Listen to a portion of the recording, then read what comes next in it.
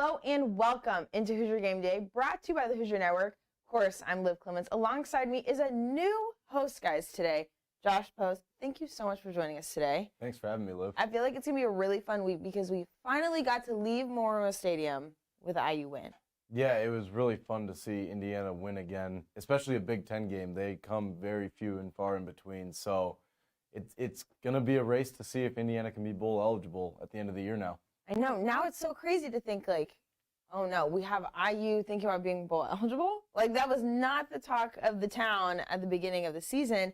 But like we saw Wisconsin, I mean, Swordsby been out there, had a great game, got a touchdown for himself. Donovan McCulley, E.J. Williams, some big contenders really got some highlights going. I mean, with a big win against Wisconsin, 20-14, you had Brendan Swordsby going 19-31, 186 yards, 1 touchdown. We finally love getting some stats from him. But then, of course, you have Donovan McCulley out there, and he got a highlight one-handed catch touchdown, which we love to see. Of course, as well, Aaron Casey, Big Ten Defensive Player of the Week. It seems like across the board, IU just looked like they had their stuff together. Yeah, Liv, Indiana football has a tendency to pull people back in when you think you're out. They've always done this. Now with the 3-6 record, they have 3 games against bottom-of-the-barrel Big Ten teams, and like I heard someone say earlier, Indiana's also bottom-of-the-barrel Big Ten, so we have to take that with a grain of salt. But one thing I noticed, or actually 2 things I noticed, Liv, is Indiana did not have a turnover in the Wisconsin game, and they did not have very many penalties. This team likes to shoot themselves in the foot, and they only had 2 penalties for 30 yards. And see what happens when you're disciplined, you win games. And I think what I also like is they played a football game. They played like they needed to play the whole season. You saw an offensive flow going. Defensively, they looked strong. And ultimately, like you said, they cleared up the spots that were making them lose these games. We shouldn't get too ahead of ourselves, but I think Wisconsin was a good game for them to get under their belt because, like you said, now it's making them bowl eligible. I mean, the thought of having IU be bowl eligible is blowing my mind. But having a Wisconsin win under back, it was needed. Yeah, we have to remember that if they become bowl eligible, it won't be anywhere in Florida. We're not going to be going to Tampa. No.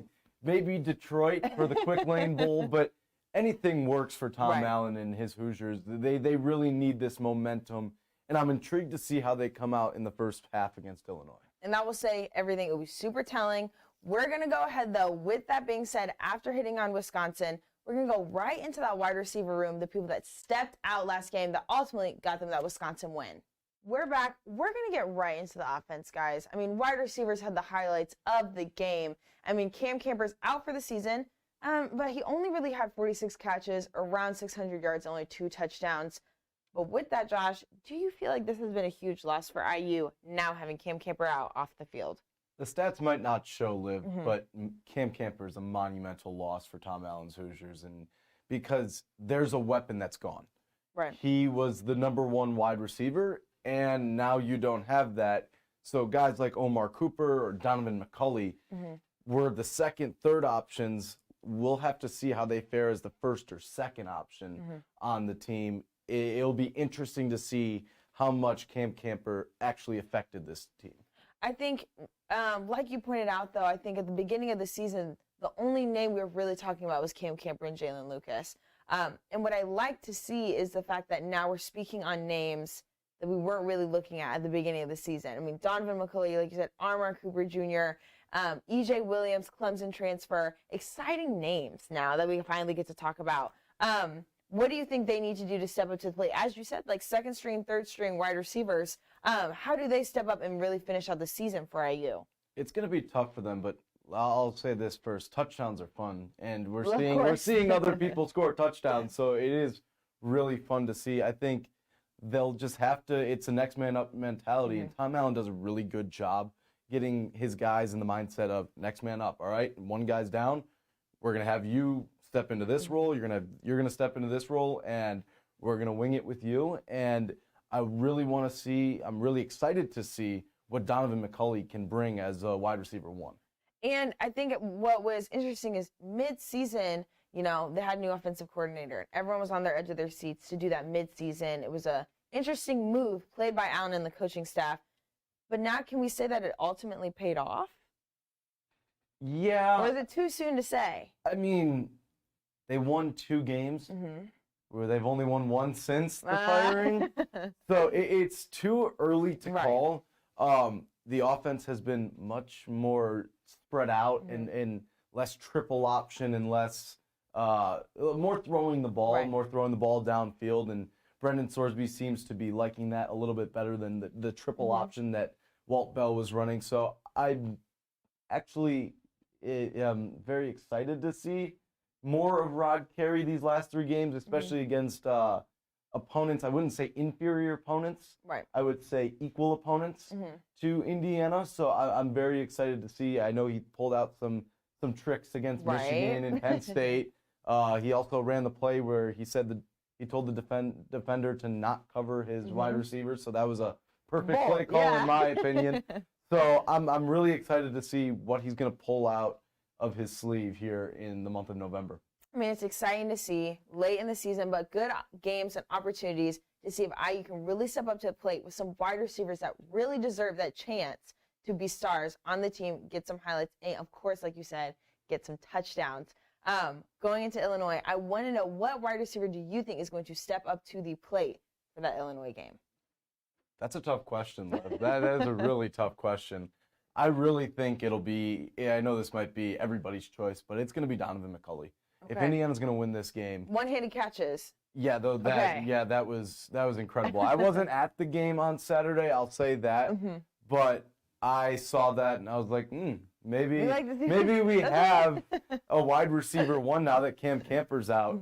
So it's going to be Donovan McCulley. If he can get over 100 yards receiving and, more importantly, yards after catch, probably 50 to 60, and have those long receptions, I would probably be seeing a victory for Indiana. So the hope, let's see Donovan McCulley hopefully get over 100 yards that can help them get that win over Illinois. And a touchdown catch. Catch. Maybe one-handed. We might need it from you, Donovan. Let us know if you will get that for us.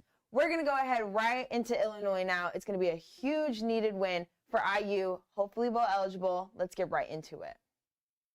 IU has a tough road ahead to earn a bowl game, but some would argue it's the easier part of their schedule. Illinois, averaging 6 penalties worth 60 yards per game, also has allowed, though, 34 sacks on the season, coming off a 1-point win against Minnesota, which was huge for them. Big Ten Freshman of the Week, Caden Fegan, and Big Ten Offensive Player of the Week, wide receiver Isaiah Williams. They had some big things, and we'd like to see Illinois do that. But, of course, IU needs to be feeding into those things. When we look at Illinois and IU going into next week, of course it's huge for them. Like we already mentioned, they need a Big Ten win to hopefully get bowl eligible. That's the goal now at this point. But for Illinois to be coming off a 1-point game and for IU to be getting their first wins against Akron, I feel like it's really going to come down to who wants it more at this point. Yeah, Liv, I think it's going to be a game of discipline. If Indiana can stay disciplined like they did against Wisconsin, they will be able to stay in the game and win. However, if they have special teams errors, defensive penalties on 3rd and long, getting behind the sticks on first down on offense, it's going to be tough for Indiana. Illinois is not a great atmosphere in Champaign.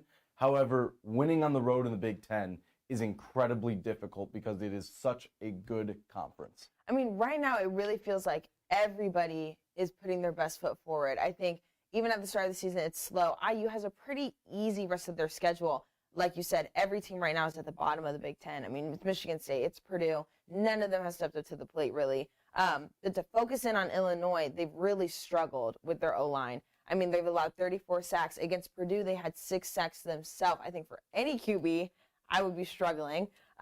So how does IU take advantage of that struggling O-line for Illinois? I mean, you have Big Ten Defensive Player of the Week, Aaron Casey, as well. So how do they make sure they take advantage of those spots? It's really crazy, actually, Liv, that Illinois is not a great offensive line team. Their head coach, Brett Bielema, was an offensive lineman, I believe, in his playing days. So it's very interesting to see that they're struggling. Indiana needs to send pressure more times than not in order to put some pressure on the quarterback. He's coming in hurt. He was questionable. They didn't know if he was going to play. But he's going to play, and if you can get him outside the pocket and make him scramble, the defensive backs in the secondary have been fantastic all year.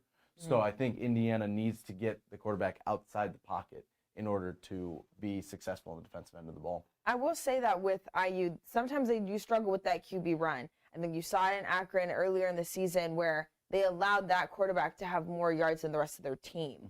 And so like you said, yes, get them out the pocket, but also they need to work on the little moments of when they knew they were going to struggle.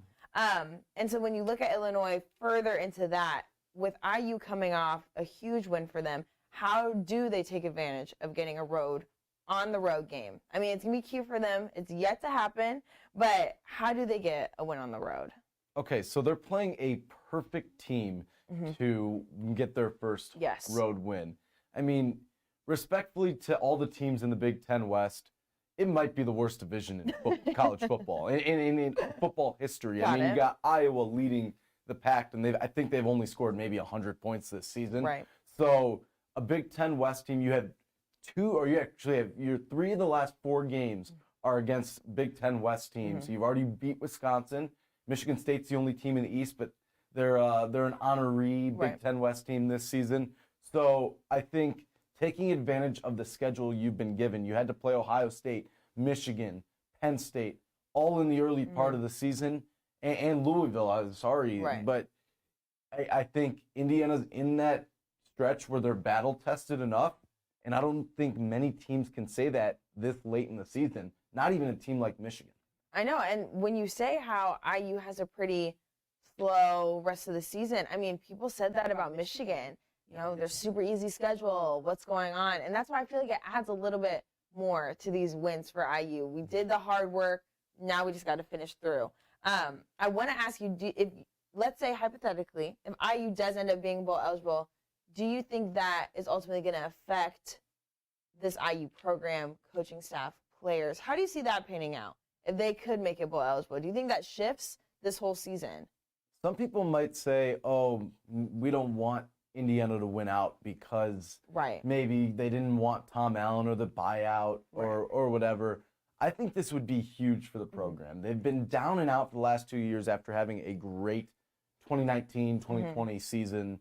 And I think if Indiana can get 6 wins, it'll help them in recruiting. It'll help donors spend more money maybe on the football program. Yes, and better facilities. So bowl games bring money. Money brings more recruiting, or money brings more facility renovations, and facility renovations bring recruits into the program. So ultimately, it's needed. We need the bowl eligible. That's the goal. Okay, so with that being said, what do you think the score will be at the end of the 4th away at Illinois for IU? Do they get this win? I think, this is a tough one, Liv. I'm not going to lie to you. I'm not going to lie. They need to be bowl eligible, but is this going to help them get there? I've watched so much Indiana football my entire life, but I'm starting to have faith after that Penn State game. They were close. They were. And after last week's game, rather, I think Indiana pulls it out. I think it's going to be your average November Big Ten football. I think Indiana wins just a slugfest, like 23-17 or something like that. Okay. I had 21-17. Okay. So we were around the same. So it won't be this like exciting, oh my gosh, high scoring game. We'll still keep it around a level. If you like punters, I think Big Ten Network at noon Eastern will be for you. Okay. That is perfect. for sure. Everyone be ready. We will see what happens when it comes to Illinois IU. Thank you all so much for tuning into Hoosier Game Day this week, brought to you by the Hoosier Network. Be sure to catch us next week, of course, same time, same place. For Josh Post, Tanaya Jones, and me, Liv Clements, we'll catch you next time.